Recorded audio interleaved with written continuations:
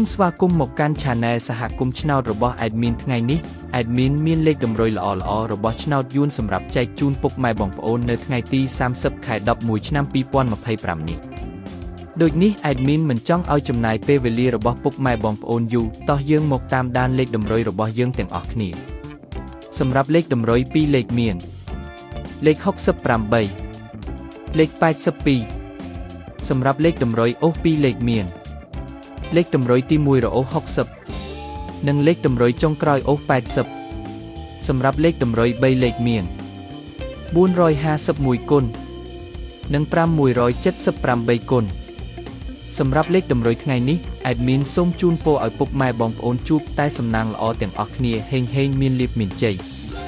ជាចុងក្រោយសូមកុំភ្លេចជួយចុច Subscribe និង Comment ហើយដាក់សញ្ញារូបកណ្ដឹងដើម្បីជួយផ្ដល់កម្លាំងចិត្តមកកាន់ Admin ជាពិសេសងាយស្រួលតាមដានវីដេអូថ្មីនិងលេខតម្រុយល្អៗជាប្រចាំថ្ងៃជាមួយ Admin សូមគោរពលាពុកម៉ែបងប្អូនពីខ្ញុំបាទសហគមន៍ឆ្នោតសំណាងល្អទាំងអស់គ្នាសូមអរគុណ